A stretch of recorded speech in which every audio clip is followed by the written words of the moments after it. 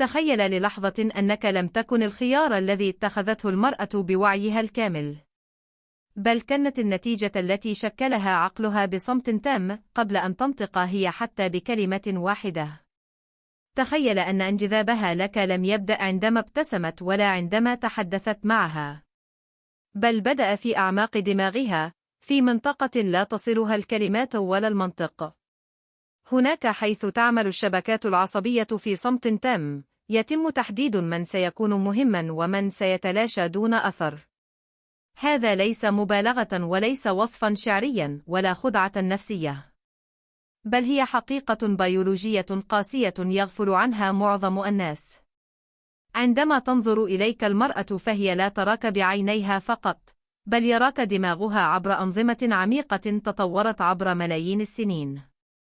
هذه الأنظمة لا تهتم بما تقوله بل بما تثيره داخلها دون وعي. لا تسأل إن كنت لطيفا أو مناسبا أو حتى صادقا في حبك، بل تطرح سؤالا واحدا فقط: هل هذا الرجل يستحق أن أشعر نحوه بشيء لا أستطيع السيطرة عليه؟ هنا تبدأ القصة الحقيقية، القصة التي لا تروى في الأفلام ولا تدرس في النصائح التقليدية، لأن ما يحدث أعمق بكثير من مجرد إعجاب أو اهتمام. ما يحدث هو تفاعل كيميائي عصبي معقد يدخل فيه الدماغ حالة من الترقب والبحث وربما التعلق، دون أن يقدم تفسيرا واضحا. ولهذا كثيرا ما تسمع عبارة لا أعرف لماذا أحببته، وهذه ليست جملة رومانسية كما تبدو، بل هي اعتراف غير مباشر بأن القرار لم يكن واعيا منذ البداية. الدماغ سبق المشاعر، والمشاعر سبقت التفكير، والتفكير جاء لاحقا فقط ليبرر ما حدث بالفعل. أكبر خطأ يقع فيه معظم الرجال هو اعتقادهم أن المرأة تختار كما يختارون هم، بمنطق وبمقارنة بين المزايا والعيوب. لكن الحقيقة أن ما يحدث أقرب إلى استجابة عصبية لا يمكن التفاوض معها. داخل دماغ المرأة توجد 3 أنظمة رئيسية تعمل معا في وقت واحد: نظام الشهوة الذي يحدد الرغبة الجسدية، ونظام الانجذاب الرومانسي الذي يخلق التركيز والاهتمام، ونظام التعلق الذي يبني الرابط العاطفي العميق الذي يجعل الإنسان يبقى ويضحي. هذه الأنظمة لا تنتظر إذنا من وعيها، بل تبدأ بالعمل فور ظهور محفز معين.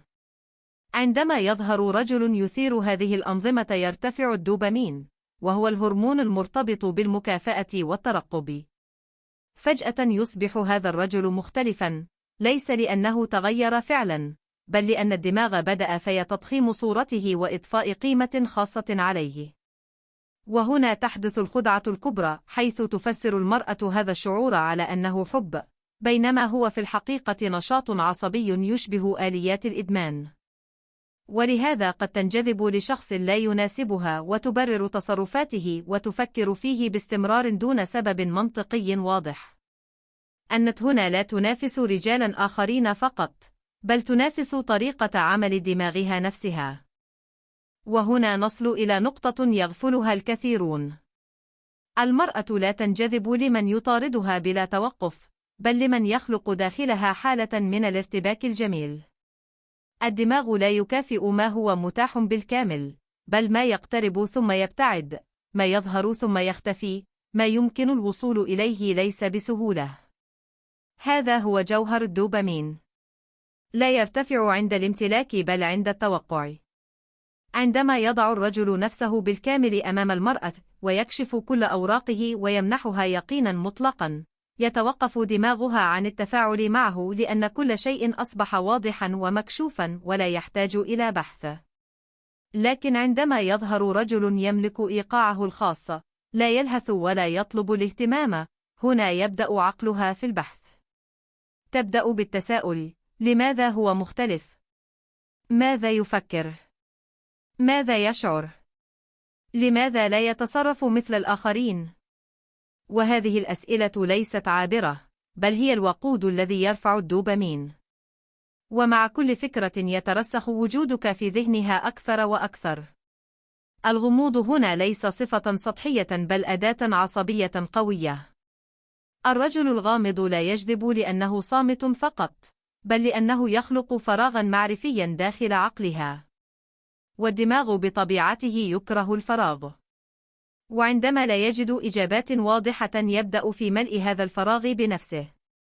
تتخيل، تفسر، تبني قصصا، وربما تسقط عليك صفات لم تظهرها أصلا. وهنا يكمن التأثير الحقيقي. أنك لا تحتاج أن تقول الكثير لأن دماغها سيكمل الباقي. كلما بقيت الصورة غير مكتملة زاد اهتمامها لأن الدماغ يبقى في حالة بحث مستمر.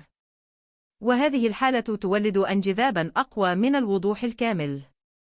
المرأة لا تقع في الحب فجأة كما يعتقد البعض، بل تنزلق إليه تدريجيا دون وعي. في البداية شعور غامض، ثم تفكير، ثم تبرير للمشاعر. المشاعر تسبق التحليل دائما. وهذا ما يفسر التناقضات. لماذا قد تنجذب لمن لا يناسبها؟ لماذا تعود لمن آذاها؟ لأن العقل الواعي لم يكن صاحب القرار من البداية. ولهذا محاولة إقناع المرأة بالكلام وحده غالبا لا تنجح، لأنك تخاطب جزءا من عقلها لم يتخذ القرار أصلا. بينما الرجل الذي يوقظ الشعور أولا يمتلك الأفضلية حتى دون أن يفهم ما يفعله. وهنا تظهر الحقيقة التي لا يحب الكثيرون سماعها.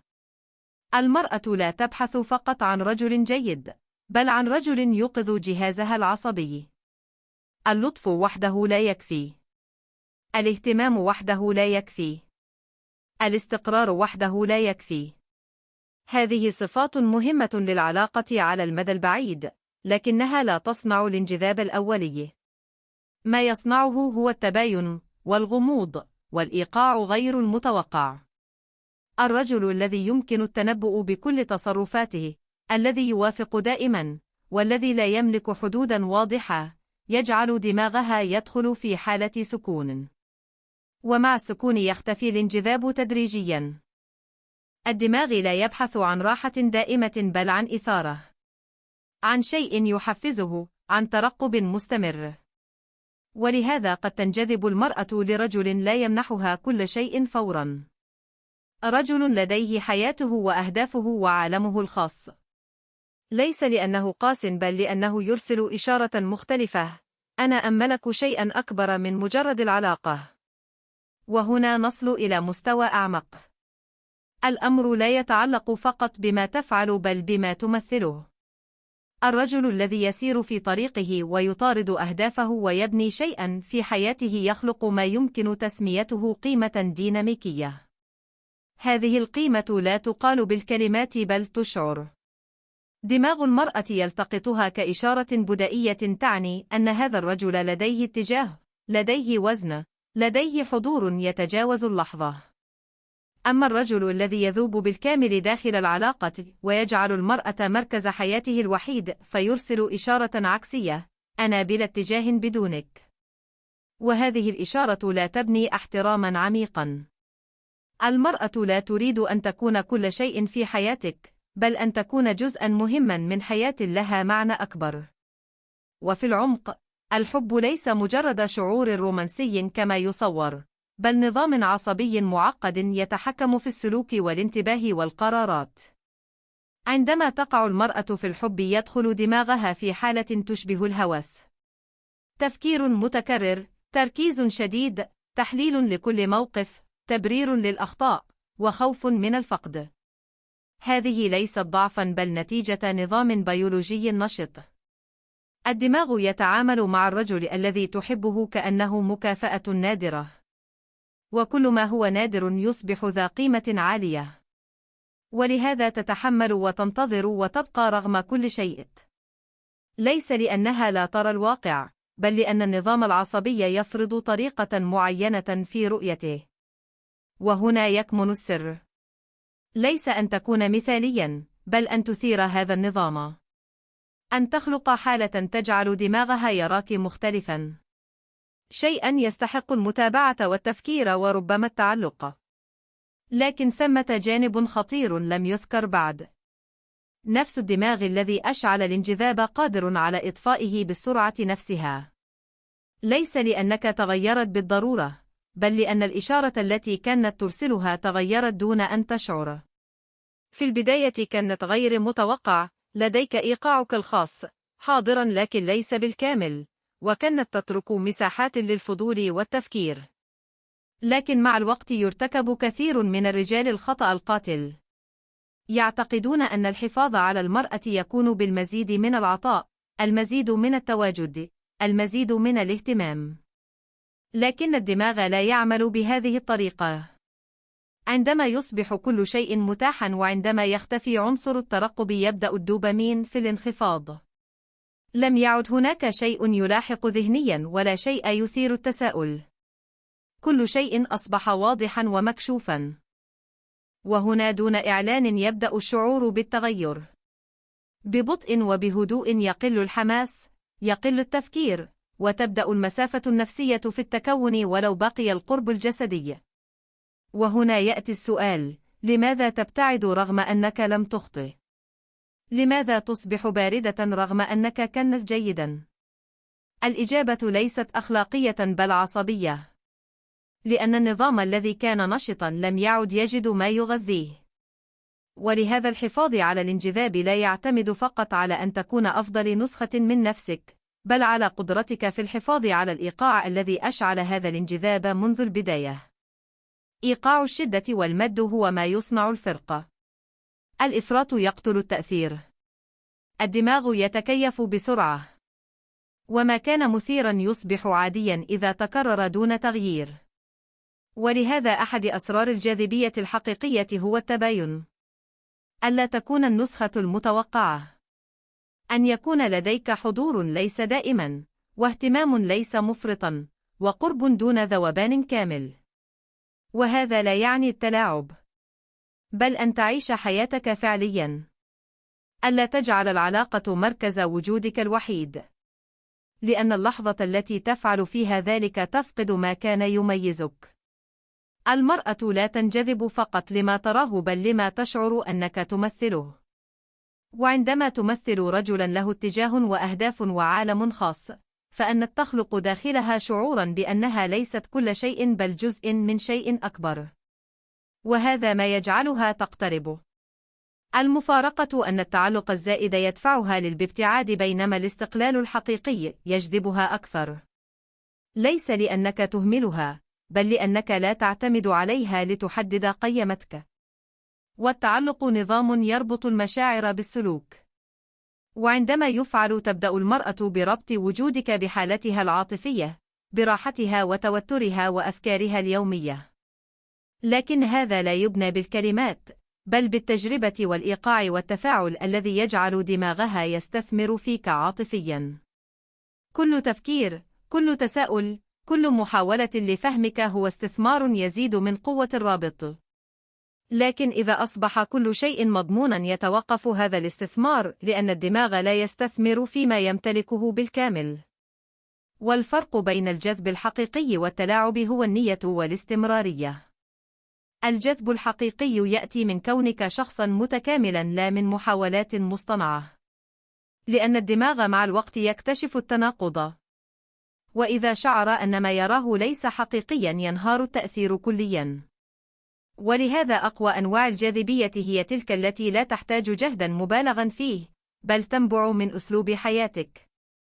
عندما تكون منشغلا بما تبنيه، عندما تملك معايير واضحة، عندما لا تقبل بأي شيء فقط لتبقى، فأنت ترسل إشارات عميقة دون كلام. تشير إلى أنك لست متاحا للجميع وأن وجودها في حياتك له قيمة لا تحدد قيمتك بالكامل. وهنا دون أن تطلب تبدأ هي بالاقتراب أكثر وبالاستثمار أكثر وبمحاولة فهمك. وكل علاقة تصل إلى نقطة يتحول فيها الانجذاب إلى استقرار. وهذه نقطة حساسة لأن الاستقرار ضروري، لكنه إذا جاء مبكرا جدا يقتل الشرارة. التوازن بين الأمان والإثارة هو ما يحدد مصير العلاقة. الأمان وحده يخلق راحة بلا شغف. والإثارة وحدها تخلق توترا بلا استقرار. لكن الجمع بينهما يصنع ارتباطا حقيقيا. أن تشعر معك بالراحة دون أن تفقد فضولها. أن تثق بك دون أن تشعر أنك مضمون بالكامل. أن تكون قريبا دون أن تختفي داخلها. وفي النهاية كل ما قيل يعود لفكرة واحدة بسيطة لكنها عميقة. الحب ليس ما تقوله بل ما تثيره. ليس ما تعطيه بل كيف يستقبل داخل دماغ الطرف الآخر.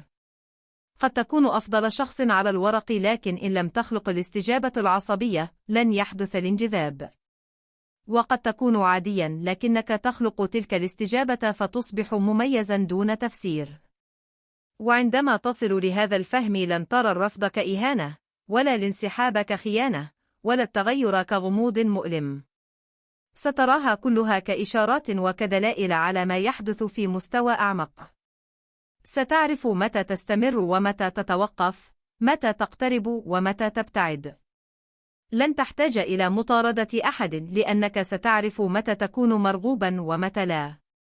وهذا هو التحرر الحقيقي. ألا تبحث عن الحب بشكل أعمى بل أن تفهم كيف يعمل. لأن الرجل الذي يفهم هذه القواعد لا يتحكم بالآخرين بل بنفسه، بإيقاعه، بحضوره، بقيمته. يعرف أن الانجذاب لا يطلب بل يخلق. لا يفرض بل يثار. وفي اللحظة التي تدرك فيها ذلك ستتغير الطريقة التي ترى بها كل شيء. لن تسأل لماذا لا تحبني، بل ستسأل هل أخلق ما يجعلها تشعر بشيء لا يمكن تجاهله؟ وهنا لا تنتهي القصة بل تبدأ بشكل مختلف تماما. إلى اللقاء في الحلقة القادمة إن شاء الله ودمتم بخير.